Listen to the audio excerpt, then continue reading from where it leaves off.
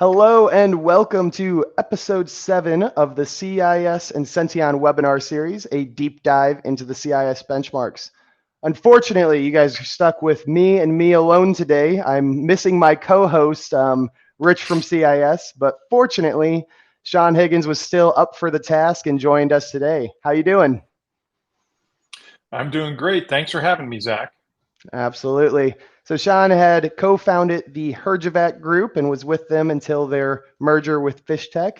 And since then, he's been running his own virtual CISO, Higgins Cybersecurity, and has been an amazing advisory board member to Senteon. And I'm really excited to hear from him and his thoughts on the spaces of devices and domain controller. So Sean, before we really get into that topic, do you mind just sharing more about how you got into security, what you've been up to, and introduce Higgins Cybersecurity for us? Well, thanks, Zach. Thanks for having me. And I've unfortunately been in cybersecurity for a long time. I won't say how many years because it makes me feel old. I started out getting into cybersecurity as businesses decided, instead of having dedicated links between companies, let's use the internet and virtual private networks. So one of the things that I did is I implemented one of the first checkpoint firewalls in Canada. And not only installed a whole bunch of them, but probably I learned to teach Checkpoint and help them develop their courses and taught well over 1,000 students how to use Checkpoint Firewall. So, wait, I haven't heard that story. How did you teach over 1,000 students? What kind of format was that? This is awesome. Tell us more about that. Yeah, this was before Zoom, so it was all classrooms. I was teaching probably 3 weeks a month at the height of my teaching. Wow. And yeah. So taught a lot of students. Checkpoint was big, and this was Robert's first company, and we were number one or number two in selling Checkpoint in Canada. And as a matter of fact, after Robert sold the business to AT&T Canada, I met with some people, and they said, we were trying to sell firewalls, but if the customer wanted Checkpoint, they said, we got to go see you. So I was like, wow, I guess we had an impact on the market. We really knew what we were doing. I mean, we pushed the edge on the firewalls and, put them in lots of different environments. So, yeah. So specializing in that one technology really set you apart from the other people in the space.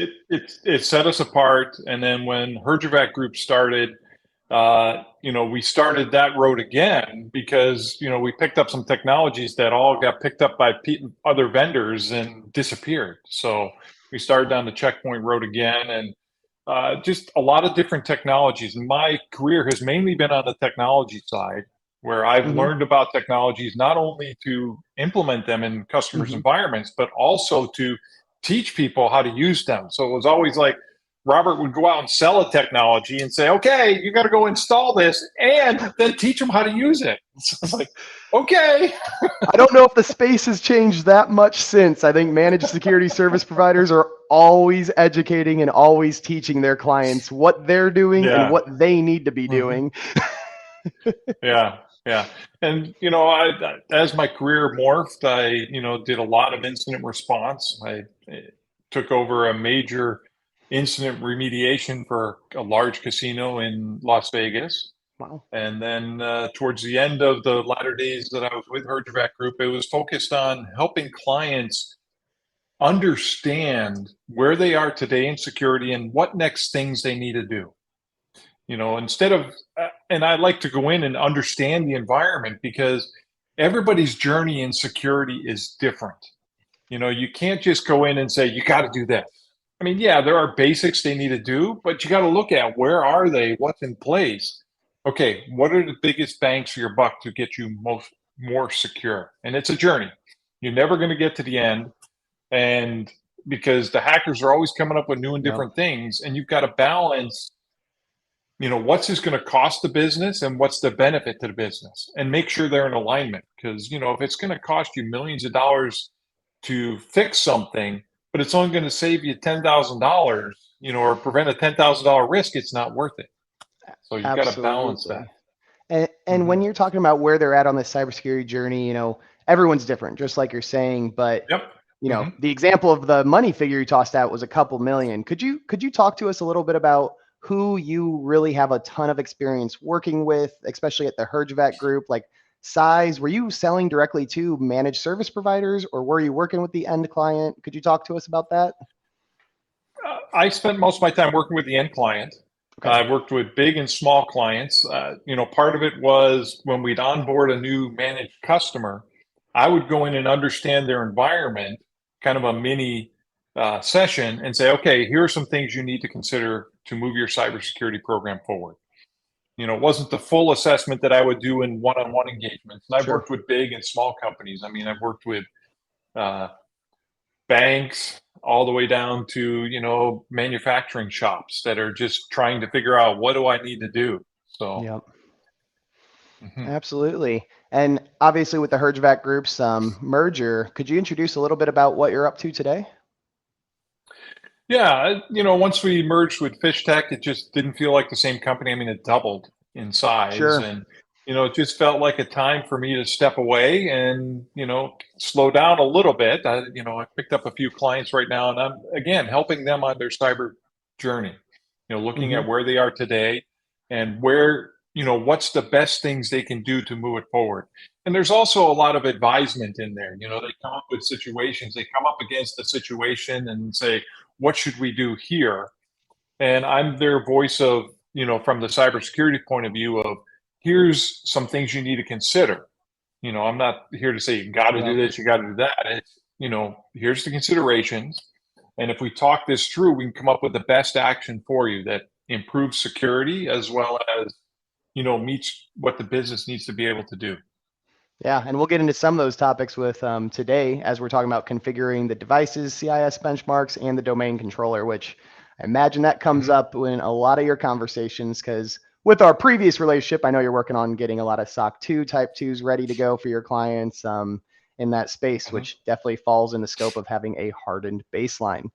So That's one true. thing we did skip over, Sean, we are also both Purdue grads. You're wearing your polo today. I mean, Yes. represent. We appreciate that. I mean, I think that's probably one of the things we really hit on when we got to first meet when Senteon was actually working on selling into the Herjavec group. Hmm. True. True. It was. It was. Hmm. Yep. So we're really excited. So before we dive deeper into the CIS benchmarks topic today, I want to first give Sean a chance to kind of talk about the industry trends, whether that's security or managed security service provider focused. Can you just kind of tell us what you're seeing today? Yeah, there's a couple of things that are, ransomware is Yep. still out there. It kind of goes in peaks and valleys. Sometimes it's a real hot topic and it cools down just cools down. It doesn't go away. Sure. The other interesting one that I'm starting to see more of is USB attacks. Oh, People inserting USBs into computers and getting infected. People have got to learn, stop inserting a USB. You have no idea where it came from. Okay. but if If it's it's in the on the parking sidewalk, lot, I know. If it's on the parking lot, get rid of it. Well, actually, give it to IT and they'll have it disposed of. All right, that's your best approach. Picking it up is probably a good idea, only from the point of view is somebody else might pick it up and get rid hmm, of it. Give it to IT, let them take care of it, dispose of it properly, so that because you never know what's on that thing. absolutely. And a lot of I'm just surprised that it seems to be picking back up. Recently. With the innovations of, just everything being on the cloud, right? It's crazy because there are plenty of use cases that we still need that physical USB. So of course people are going to keep Yeah. on finding them, keep on wanting to use them, but Hmm. cybersecurity, Yep. man, gotta always I know. mitigate as much risk as possible. Yeah. And finally, the other area that, you know, picking up is third party risk. Okay. Uh, a lot of your vendors, they're your third party, are providing services to you so you can do your work. And, you've got to be aware of what's going on in that space. Uh, Move It's been a big issue out there. A lot of Yep. companies have Move It. And a matter of fact, the companies that I'm working with are now getting questionnaires from their clients saying, do you have Move It? Who, That's how bad it is right now. Could you tell us who, like, I guess the sector that they're in, like who's asking? Is it cybersecurity providers asking like their client? Who's asking your clients? It's their customers. Their Their customers. So customers.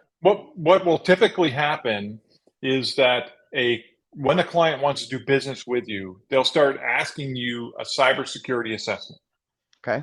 And the whole, in best case, 150 questions of do you do this, do you do that? Sometimes you can get by. We're talking about SOC 2. If you're providing a service like a cloud service, you Mm-hmm. typically want to get the SOC 2 Type 2 because that is a certification that you have processes and procedures in place and you've shown that you're doing them. Okay, that's what it's doing. Mm-hmm. And customers will take that and say, okay, here's what the audit. It's actually audited by an actual auditor to say you are doing these things, and people will take that and say, okay, we think you're doing the right things for security. Wow. Or they'll send you this 150 question list and say, are you doing this? And what we're seeing, especially with Move It, because it's impacted so many different businesses, is what we're seeing is that a couple of our customers have come to us and specifically asked, do you have Move It? Wow. So this example you're that talking means about. if we have Move It, their data could potentially be at risk. Yep. And this example you're talking about, I mean, this goes into almost the transition of mindset we're seeing that cybersecurity, and I'd like to think, is almost not being seen as a cost anymore or just a cost loss. I mean, it's becoming the cost of doing business. In order to keep this customer, they're needing to attest and prove their cybersecurity posture. I mean, is all of that in line with what you're seeing? I mean, that sounds like the story you shared. Yes, it is. Because you want to make sure that your vendors are secure so that they're not risking the data that you're entrusting with them. Yep. And that's what all this is about. Is I make sure that my vendors are secure and they need to make sure their vendors, because part of SOC 2 is I need to make sure my vendors are secure. So I'm helping one of my clients get to SOC 2 Type 2, and I'm reading all the SOC 2 reports from all their vendors. Wow. Yeah. That takes some time. It Depends how many vendors they These have. reports I mean, are not, I know. Thankfully, we've narrowed it down to only the ones in scope. Yep. So, or the ones which are really the vendors related to them providing their solution. Yep. So. No, that's an awesome introduction, and thanks for sharing some of your insights. So, getting into today's topic, we do have about 11 settings we're going to be diving into, but it is going to cover 2 sections today: devices and domain controller. So, Sean, kick us off with this topic of devices. Could you just kind of explain in general terms, what is a device and how? I guess What is a device, Sean? Well, devices is such a wide range, but really what we're going to focus on are 2 types of devices. The first type is workstations, Windows workstations particularly, which have a god-awful number of configuration options. And the second one is Windows servers. Specifically, we're talking about domain controllers today to look at those as they are risky in your environment. So those are the 2 areas that we're going to cover today and try and make them a little more secure in the process. Yeah, and devices also, I know some of the settings we'll talk about has to do with printer, USBs, just like you brought about. I mean, devices, they're all over. We need them for daily business operations, right? You can't, in many instances, you can't run your business if you can't connect to the printer. You can't, allow for USBs when it's appropriate, right? So there's a lot that we're going to be diving into. So that's perfect. Let's kick off with our first slide and talk about the types of MITRE attacks that a poorly configured device, or rather how attackers could take advantage of devices really are. So let's pull up that first slide. Yep. So we have I listed just kind of 6 general examples of MITRE attack techniques that could be taken advantage of with poor device configuration. So the first one here, initial access. This is the bad actor getting their foothold in their environment, just kind of getting that initial, initial access. They have the best wording for it. But talk to us how a device could be a powerful initial point. And just as you look at this list here, it is in a lot of cases how attackers attack you. Yep. They get initial access, which gets you a foothold into the environment.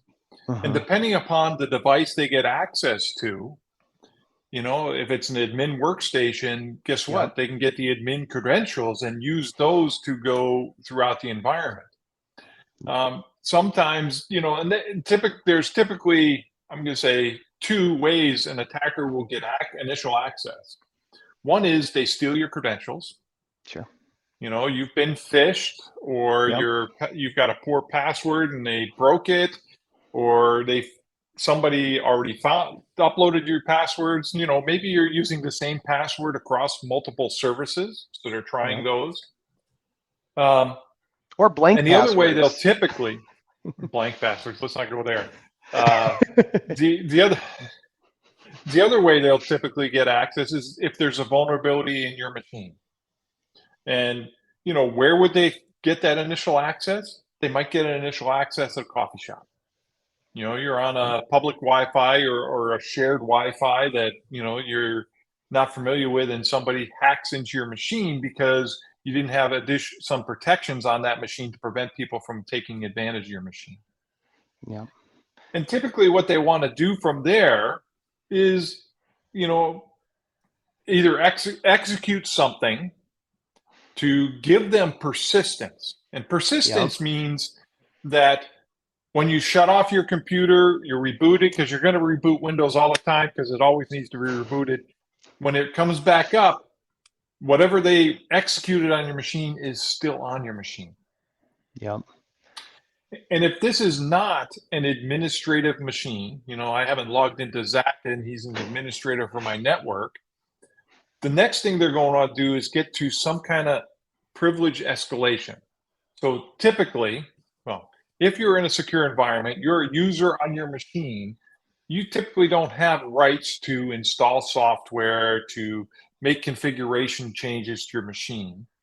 So what they're going to want to do, and this can be, again, a number of different ways, but one of them is they find a vulnerability on your machine that allows them to become a user on that machine that has more access than just a user, like an administrative access.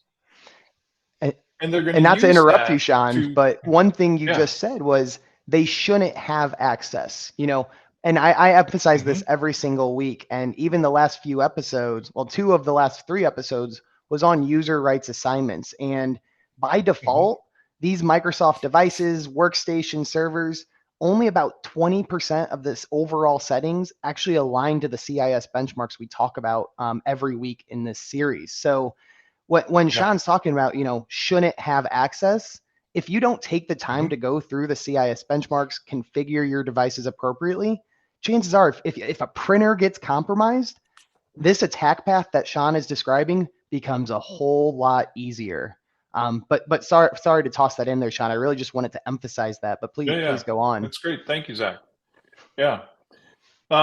Once they've either had persistence or escalated the privilege, what they're going to want to do is take a look at the network, because they're going to want to get to lateral movement, moving from one machine to another. Because, if I get onto Zach's machine, it might not have a lot of interesting information on his machine.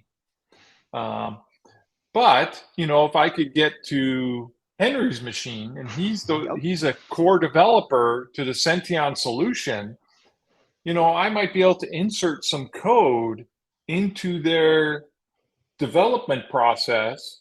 So now, guess what? Anybody installs the agent might be able to, be attacked. The other thing is Henry's probably an administrator, because he is, the CEO of Senteon. So now I've got to a machine that has more privileges than Zach's, and now I can continue moving on the network. Yep. And you're looking at the different pieces going out from one device to other devices to find devices that have more rich data. And defense evasion comes in a couple of ways. One way is, disabling the anti-malware, Sure. antivirus detections on the machine Mm-hmm. that you're on. Because if you Mm-hmm. get caught, that anti-malware could wipe out your software and you just lost your foothold. Yep. Um, the other piece is knowing how to do it to move laterally or do discovery laterally so that you evade those detections that says, hey, wait, Zach's machine is talking to all the machines in the environment. Why would his machine do that? Yep. And somebody should look at that, if you have some kind of detection on your network. So, Yep. And your examples are incredible because that could be extremely easily to call out and be an indicator of compromise, right? By having these correct. CIS benchmarks Mm-hmm. implemented, monitored, maintained, and reinforced, you're going to gain those alerts on, hey, this host name just now started allowing injectable objects, right? Mm-hmm. It's a red flag. And your description of the attack path was perfect because the initial access, how we talked about being a general device, a printer, whatever that is, Mm-hmm. it may not have the rights you need. It may not be that valuable, and it may not have the right privileges. Correct. But the Yeah. point Mm-hmm. is, they're in, and now they can try Yeah. to get to the endpoint that they want. So even though there's Mm-hmm. not too many CIS benchmarks within this category, the ones we're going to talk about today are extremely valuable. So let's Yes. get into it. So as a reminder to the audience, the CIS benchmarks are going to be a combination of about 500 recommendations for a Windows workstation, and they're broken up into different sections. Today, we're going to be talking about the devices and domain controller. So let's dive on into that first setting. It's going to be ensure devices allowed to format and eject removable media is set to administrators and interactive users on a workstation. And servers do have a different recommendation of just administrators. So, Sean, could you kind of talk about how this setting comes into play and why it's important to follow the recommendation? Well, first off, as a company, you need to make a decision whether to allow removable media or not. Yep. And a lot of companies are disallowing removable media. So it's something that companies are doing. Um, this one is a step in that direction because what you don't, let's look at what you don't want. You don't want somebody who has just gotten a foothold on that machine. And if he's got a foothold on the machine, he's running in the background. He's not an interactive user. Yep. You don't want him to make changes to removable media. Because removable media can be just a simple USB drive, Sure. but it also can be a USB hard drive that you plugged into a server, and that's part of your backup strategy. Or it's where your database exists because you decided to do it over USB because that's the quickest and easiest way you could make it happen. Yep. I'm not saying they're great ideas, but for the backup solution, it's a decent idea for some companies, especially smaller companies. So you don't want these users that are not interactive to be able to format that drive because if it has critical data, it could take down your environment. If you have a database out there or it's a backup, if it's a backup, it's even more critical because Yep. backups, when you get ransomware, one of the most important things is to be able to recover. And having a backup is key to recovery. So if this is your backup strategy and somebody has formatted it, you just lost your ability to recover. And to expand on Same that thing with even further, I Mhm. mean, spot on. The goal of that bad actor is to create as much damage as possible. Just because they get that initial foothold and cause a little bit of damage, if they can also encrypt or disrupt that recovery, that backup, that's more Mhm. power to them. So sorry to chime in there, but Yes. go on with your thoughts. Yeah. The other part of it is just being able to eject the USB drive. I mean, Hmm. if it's, you're running like a database off this USB drive, not that I'd recommend that, but sometimes that's what happens because you're a small company. Sure. Somebody ejects that in the middle of the day, that just brought down your service. Yeah. It may even bring down the server because it had critical data on there it needs to run. So you don't want these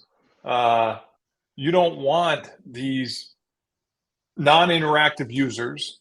And when you're talking about on a server, non-administrators doing things to the server that are more important to the server itself.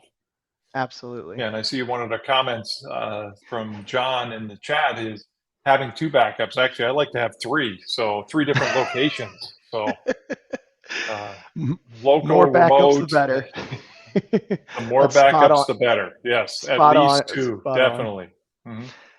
And one thing you did say throughout that, and we'll get to the next configuration, but it's a company decision. The CIS benchmarks are all recommendations. They don't necessarily take into account how your business processes work, what is required to stay active. Because that's these are recommendations. It's not going to be the right fit for everyone. Senteon does do its best to make this easy by calling out more disruptive settings, asking about your environment to make sure you can handle this. So definitely take your time and learn from these webinars and subscribe to the newsletter because we do dive into this and leave these for you to review later. So let's dive into the next one. A little different than ejectables, but devices prevent users from installing printer drivers. So talk to us about this. Whenever I join a new company, usually the device should be already set up. I have access to the right printers, but at some point along the line, they had to have this available, right? So talk to us about this. Yeah, this is a tough one. From a security perspective, this is a great setting Yes. because I don't know how many people I have had to mitigate this on where you go to a website and all of a sudden it says your printer driver's out of date. Please click here to fix it. Trust it. You always Okay. click yes, right? Especially when they ask to up the privileges. You just say go for it. I know. Yeah, people have done that. And I'm like, okay, first off, you went to some third party website. How the hell do they know what the driver is for your HP printer? Okay. Yep. And, so don't be doing that. It's kind of like people saying, well, Microsoft called me and said I had malware. So I got on the phone with them. Microsoft's not going to call you. HP's not going to call you. HP's not going to be on some random website saying you need to upgrade your printer drivers. Okay. Yep. Because and then they'll end up with some banner on the page that says, hey, you got this problem, and then somebody's got to go in and fix it, which is a pain in the neck. Because again, this goes back to getting initial access. You install this random print driver, it gives them access to your machine, which some cases it's just a little guy in the background, and now he's going to use that to look to how he can find information. He's going to look over your computer first, but then see where he can go from there. Little guy in the background for how long, Sean? I mean, how long could little guys in the background exist without getting caught? Couldn't be a long time. I mean, the number I used to hear several months ago was 280 days before they get detected, if they're good. So, Wow. yeah. But again, going back to the balance part here, especially with all the remote workers, not allowing them to install the print driver that I just picked up from Best Buy on my computer, having to wait for IT to do that, it's a cost balance situation. Do I trust my endpoint protection enough? Do I have a good enough process where I can easily service those people in a reasonable amount of time? I don't want people to say, I waited 2 weeks. I bought a printer. I had to wait 2 weeks to get a printout. Now I can't do my job. Yep. So it's a fine balance there. I love the recommendation. And as a business, you have to evaluate, does it make sense? Or do I open up the window for a period of time and then shut it down? Again, there's lots of different things, but it's a balance. You can't just say one is perfectly correct over the other.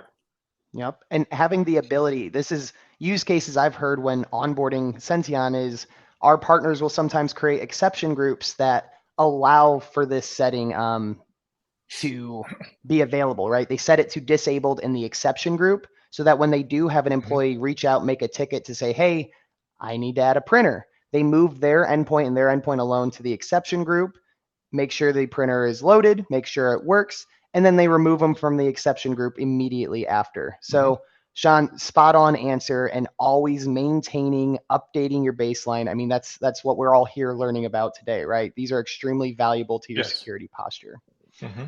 All right, let's Right. switch gears. Let's get into that domain controller. So, Sean, this is going to be the first episode on the CIS benchmarks that specifically and only talk about the domain controller. So, could you first introduce to our audience what is a domain controller? What's the point of a domain controller, and why do businesses, I would imagine most of the time, if not all the time, need one? So we're talking about Microsoft domain controllers. It's usually typically related to Active Directory. And there are a number of different reasons to have a centralized controller. First off is it gives you central place where you can have credentials that you can use across an environment. Instead of having different credentials to log into every different machine, you could have a central repository of credentials. Typically, with an organization, you get a computer, it is joined to the domain, and then that allows you to log into that computer using your domain credentials. And if you wanted to, and if it's allowed, you could go to somebody else's computer, like I could go to Zach's computer and log in with my domain credentials, and I would be able to run as Sean on Zach's computer. So that's the reason why you have domain controllers, and they're very critical because a lot of people are tying in a lot of different services into this central point. Because having a central point for access, again, does a few things. But number one, when a new user, when a user joins the environment, I create one account and it's used in multiple places. The other piece is when somebody leaves, I just have to disable it in one place as opposed to going into each different service and disabling it, which again, it's mitigating the risk on your side.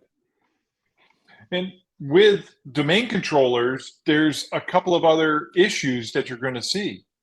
Is if you're on a domain controller, you can actually find where all the credentials are stored.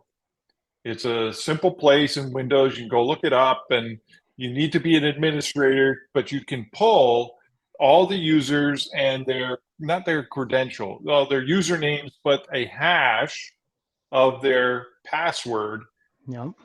That you could take offline, and people will run cracking against it using, if you haven't heard of it, rainbow tables, or actually trying usernames and passwords against it. Usually rainbow tables. A rainbow table is a hash of a password that's already done. So all they're doing is taking the hash that they found and seeing if it matches any of the ones in the rainbow table. And you're If it describing does, guess what? directly persistence. Is that accurate to say? I mean, that's exactly what you're talking about here. What I'm looking at, no, at this point is what you can do is get credential access. So I can get all the credentials and then figure out all the usernames and passwords, or at least try to.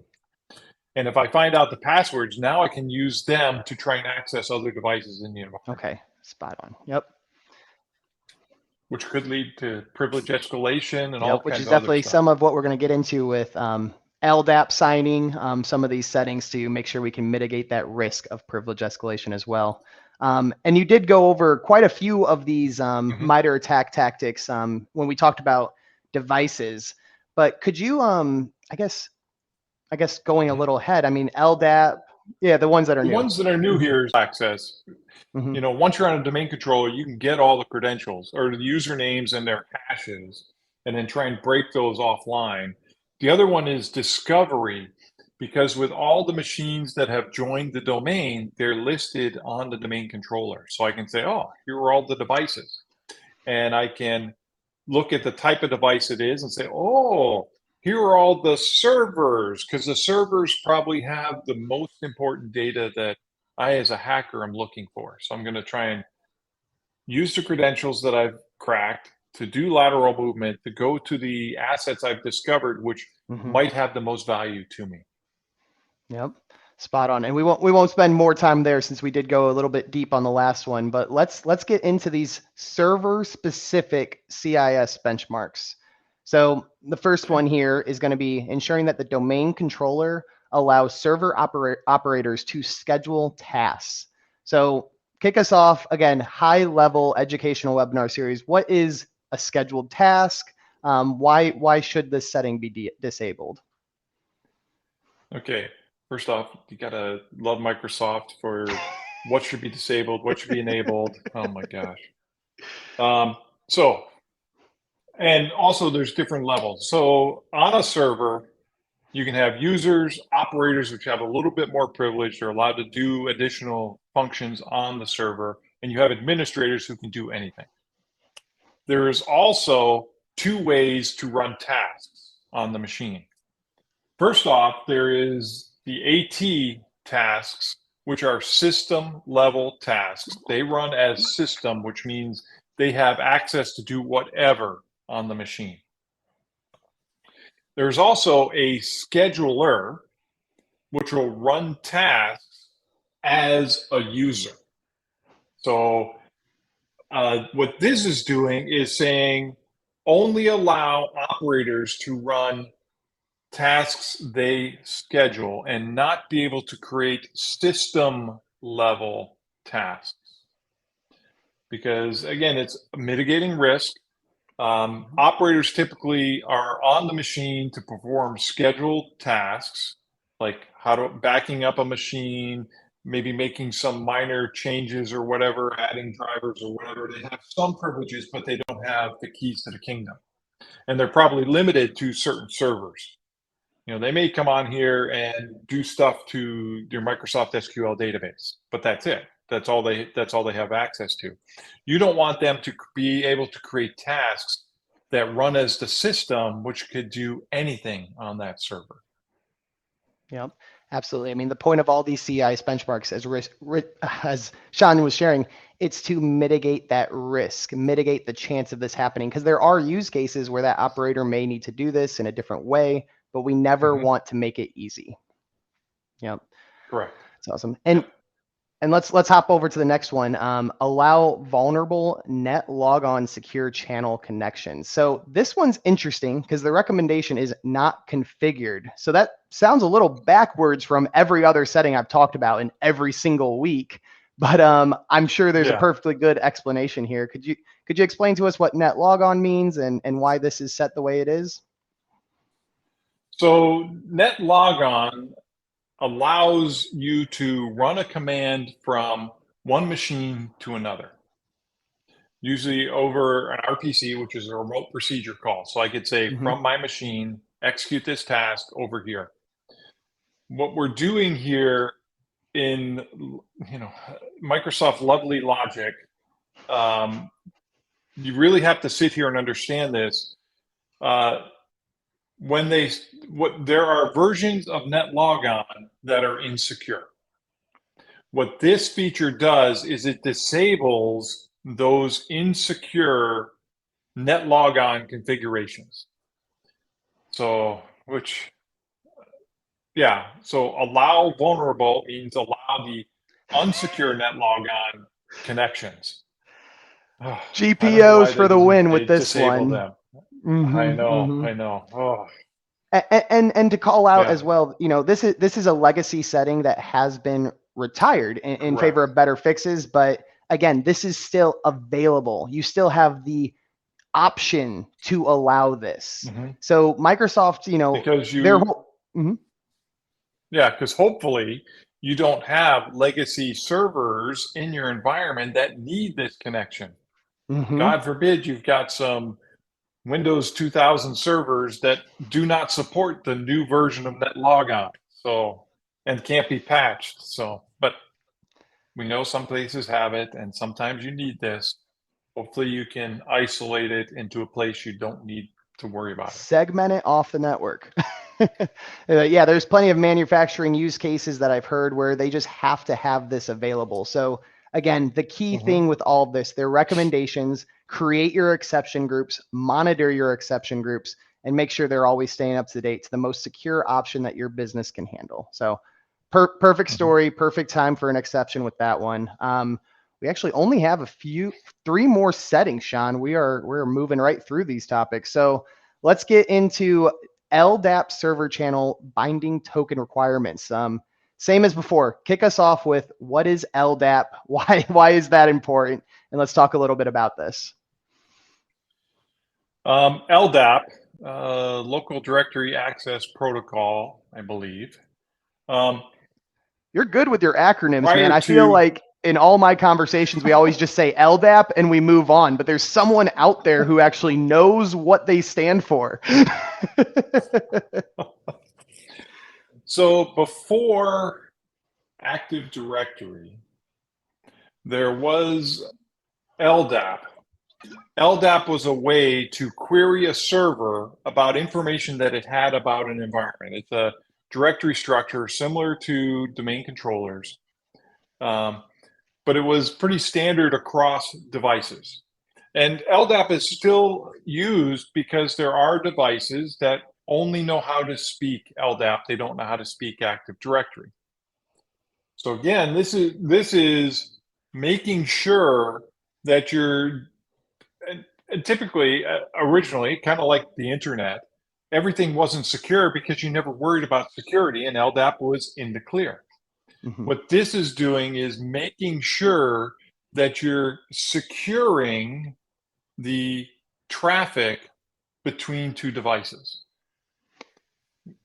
And as we talked about with the previous setting, hopefully the devices that need LDAP in your environment. So who would typically use LDAP in your environment today? If you're a Microsoft shop, it would probably be your firewall vendors.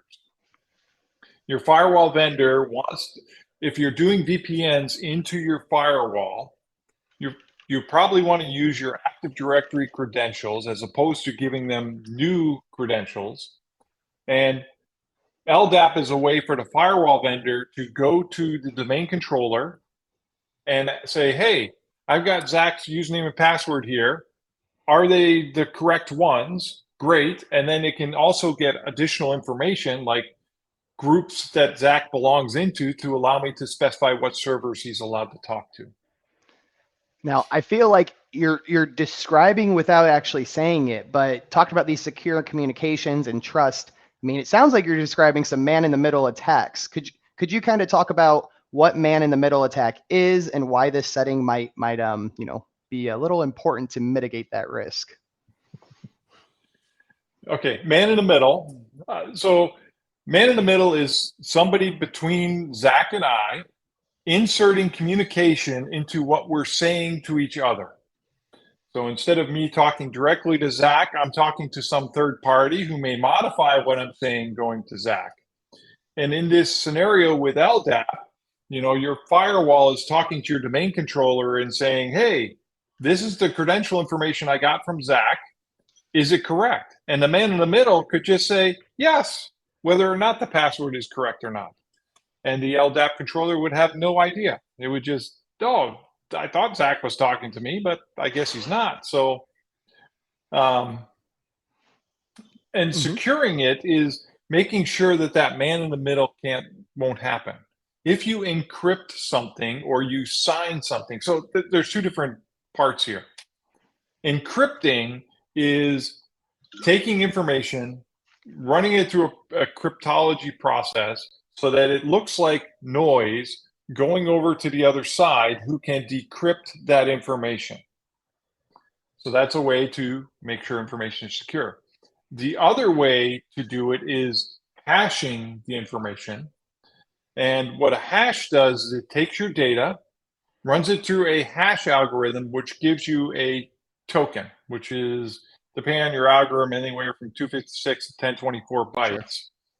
And it's supposedly, and some algorithms that were shorter was proven it wasn't, is unique for that type of data.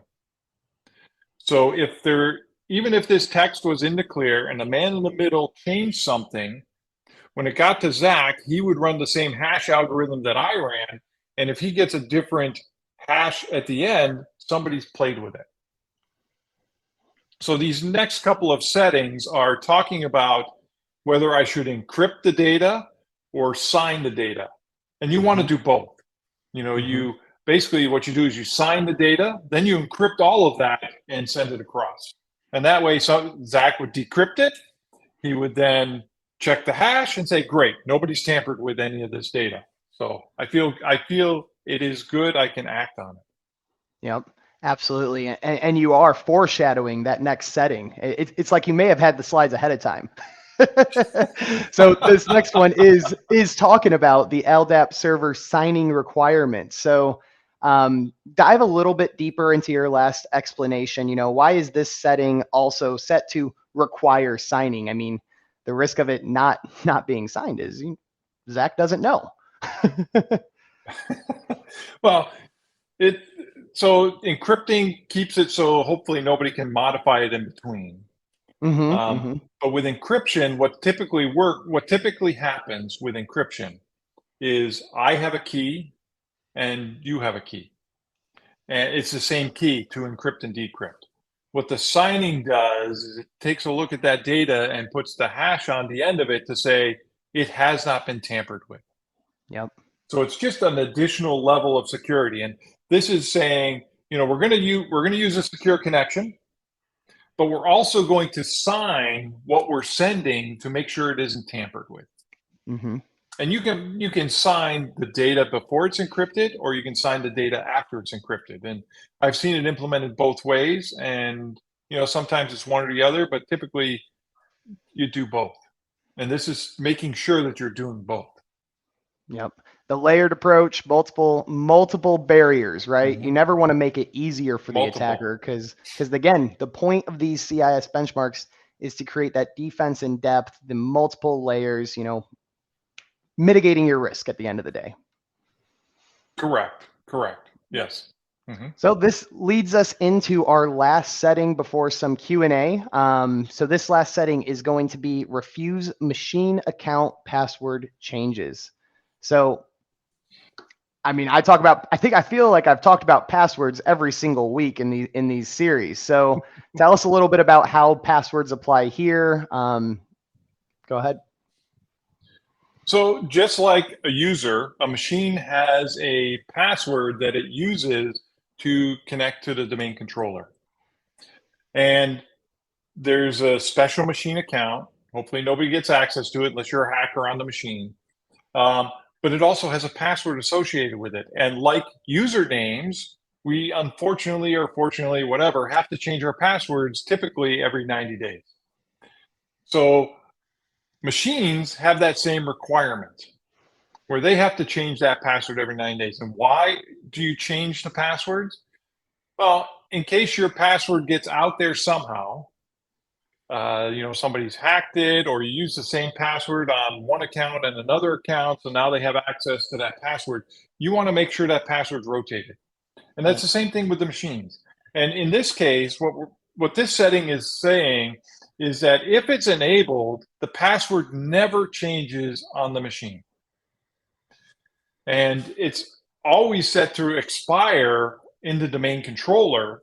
So if you say don't change the password on the machine, then it can lose access to the domain controller, which means, if this is an important server in your environment, like this is your database server, it loses access to the domain. Now it can't validate users that are logging into the database, or it can't take the credentials that it needs to run the database. So you've basically taken that machine down, taking it out of your environment. It's not allowed to talk to the domain controller. It can't get its information from the domain controller, which may be good for a hacker, but it's not good for you to run your business. So you don't want this machine to have a password that's expired. Well, think about you as a user. If Zach doesn't log into his machine, his password's expired, he can't log in. And if I don't allow him to change it, he's got to call IT. And thankfully, because Zach's calling IT to say about his expired password, it's probably an easy fix, but you don't want everybody to be doing this. You got hundreds of employees, they're calling IT every 90 days to change their password. Just not a good use of resources. But with a machine, the machine could go down and you're like, why the heck is this machine going down? Do I have all the updated software? There could be 100 things you'd never think, at least first off, that the machine needs to change its password, which is at such a low level in that environment. I mean, you probably go to that machine, try and log in, you can't, because it can't talk to the domain controller to validate your credentials. Yep. And I if you love do this on a domain controller, oh man, I love in all your answers here, Sean, you're always relating it back to the business operations. Operational resiliency, it's a buzzword that's talked about all the time. But I mean, do you agree with the statement, having a strongly implemented, hardened baseline, you're increasing the business operations, you're reducing the risk of having that downtime or disruption? I mean, a better user experience by the end of the day. Correct, because you want to make sure that, first off, you're able to do business and minimize those issues that could cause potential downtime in your environment. Looking back at the printer setting we looked at earlier, somebody installs a malicious printer driver that can start to lead to an attack in your environment, which is bad and then can cause downtime. Yep. So you don't want downtime as a business owner. Absolutely. So if there are questions coming in about these topics, I'd love to have some interactive Q&A. While people maybe think of some questions, I do have some pre-set up for us here, Sean. So let's get into the first one here. What are some common challenges the business face when implementing these CIS benchmarks at the DC? I mean, you've talked about this a little bit with business disruption and whatnot, but what if you are an administrator trying to do the right things and you set something improper, or how does this go? So, I think this goes back to, first off, you need to understand your environment. If you're totally up to date, you've got everything patched, then changing to CIS's benchmarks probably has less of a risk. But that's an ideal world. And I know that my customers don't live in an ideal world. They've got systems that have to run a certain version of OS. I'm thinking like manufacturing and hospitals, where they've got, in manufacturing, you got a CNC machine, and the controller for that is a Windows XP machine. And to upgrade that is millions of dollars, because the contractor or the developer of that CNC machine just went out of business, or they're just trying to sell you more stuff. Or, similar thing on a hospital side, you've got a XP machine that's running your X-ray machine.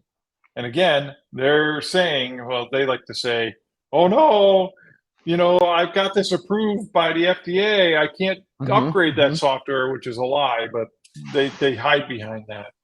It's the pushback you receive, and you have to educate. Correct. But it's looking at your environment and saying, okay, I've got these old technology machines. And I think that's where, one of the things that I like about Senteon is that it does that assessment of your environment, so that when it recommends a setting, it's going to say, well, you should be turning on this setting over here to do secure LDAP communications. But we're seeing, you've got this XP that's talking LDAP, and it's in the clear because it doesn't know any better. And you can't upgrade it to make it do that. And I can't remember if that's true or not, but that's the type of situation that you might run into. You might have some old technology that's embedded in your environment that you can't get rid of. And you just need to be able to know what those. So if you make a change, is there anything using that service today? What Sean is describing is spot on to realistically why Senteon was started in the first place. These CIS benchmarks can be extremely disruptive because we don't live in the ideal world. So if you were to take 500 GPO recommendations and just hit apply all, and that happens. I mean, I've even had some of our partners who say, I don't want to know what's going to break, I just want to see what'll happen. That's the strength of Senteon. You can implement all 500 in a single click. Is it advised? Probably not. But that's exactly what it is. We're shifting an era of cybersecurity from this break fix mentality. I'm going to change it. I'm going to see what issues arise, deal with it reactively. Well, now as software becomes better, as solutions like Senteon come to market, we can effectively predict the future, right? We're telling you, hey, we have a high inclination, or we gathered this data point, and we believe if you meet this CIS benchmark, you will suffer disruption. So perform these remediation steps before implementing this benchmark. So spot on there. We got a couple more questions we'll go through, and you did hint at this one when we were talking about devices, but BYOD, Sean, I mean, COVID changed the workforce, right? How can we enforce these device settings in a BYOD world? Part of it's going to depend upon what your requirements are on the BYOD end, and what you're making your users sign up for when they're doing BYOD. There are solutions out there like a managed MDM, mobile device management, which allows you a certain level of control over those devices.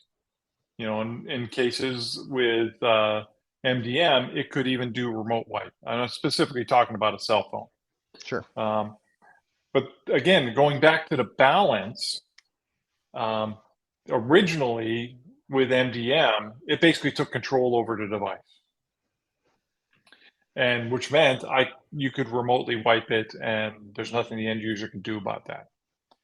What changed is the MDM vendors got smarter, and they became solutions that containerize your data on the device, which is great from the point of view that if I'm using my personal device and I want to leave a company, my provider can go, or my company can go in there and just wipe their section of the data. They're not going to take my data away. They're not going to wipe that out. I'm not going to lose my pictures of my kids because they thought they could just remotely wipe my device. So they've gotten better. But part of it is having that agreement and understanding what you're going to require to bring in the BYOD. I'm working with a company right now, they've got a lot of BYOD. And what we're asking the clients right now is to have a base set of settings they have to have on their home workstations. They have to have antivirus installed. They have to have, what did we think? I think we said no autoplay on the machine. Sure. Autoplay is where you stick in a USB drive and it just starts running. That's a good way for malware to get on your device. So it's, finding out that base point that will allow them to use their personal devices and keep my environment secure. Yep. And those autoplay settings, those are part of the CIS benchmarks as well, which we'll get into that in a later week's webinar. But one thing I want to especially emphasize there, one of the things Senteon does is it's implementing monitoring and tracking changes to make sure these choices you make for BYOD devices don't change.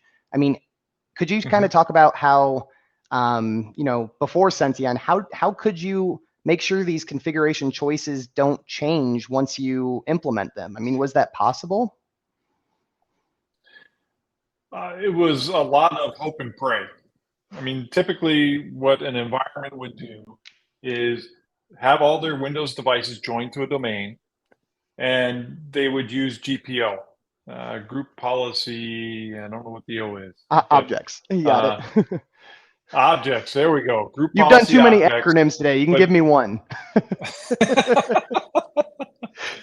And what you would do is go into group policy and say, make this setting enabled or disabled or whatever you want it to be. And the next time I would log in from my Windows workstation, I would pull down the GPO and it would make that setting on my device. Good and bad, because first off, sometimes it worked, sometimes it didn't. Yep. Sometimes changing a setting required a reboot, and pulling down a setting had no relationship to when the machine got rebooted. Yep. So it may have disabled a feature that you want it disabled, but it won't be disabled until the next reboot. So what Senteon does, and from a couple of perspectives, first off, it's making sure the setting is done. And it's also notifying the user, hey, you need to reboot because we changed some settings. And in a BYOD environment, what you can do is part of your BYOD agreement is you need to install Senteon so I can make sure we've got this baseline of security on your device. And that means in a BYOD environment, you're probably not getting my personal computer joined to the domain. Okay? Because that would give the company way too much control. Yep. What installing Senteon allows you to set a baseline level of controls that the user has to meet, and you don't have to go to the extent of not allowing them to install printer drivers because it's their personal computer. Right. But things like turning off autoplay, which again is just helping them with security of their device. And everybody should be doing that kind of thing. And you could set those baseline settings so that their computer at least has a baseline of security, and you would know by looking at the Senteon console, yes, it does, or no, it doesn't. Yep. And that's spot on. And the use case, to kind of wrap up that topic, we are hitting that hour point. A lot of use cases I've seen is they'll create a separate baseline within the Senteon console for BYOD devices. Minimum acceptable standards is what they'll title that baseline. So whether it's your device, a company device, whatever that is, at minimum, they must have these set of configurations in force. So great answer. And I'll let you get out of that last question since we are right at time, but I know you had some prepared. But all right. So to wrap up, thank you for joining, Sean. You were absolutely incredible. Thank you for all the stories. We do this LinkedIn Live webinar every single week, Wednesdays at 1 p.m. Typically, today is a Thursday. Senteon headed over to the CyberQP trade show, and I got to give one of my first in-person pitches. So it was a lot of fun, a lot of success. Thank you to CyberQP for having us. Next week, we do have Josh Copeland coming to talk on the domain member, then interactive logon with Wes Spencer, and then Microsoft Network Client and Server out with Marty Godsey. So really excited. And again, to mention, we do have a newsletter published to LinkedIn Weekly to review today the last week's episode and some exclusive deep dive slides on what is the setting, why it matters, did you know facts, and all of this is available to you to educate whether it's your team, your leadership, or the clients you're trying to sell these baselines into. We want to give as much education material as possible. So wrap up in next steps. Feel free to subscribe to that newsletter. Connect with us directly. Me and Rich are very active. Sean, I'll put your link in the comment section, but all of us are here on LinkedIn, and we always love to have those questions come at us. So thank you, Sean. Thank you, everyone, for listening. That is this week's episode. Thanks for having me, Zach.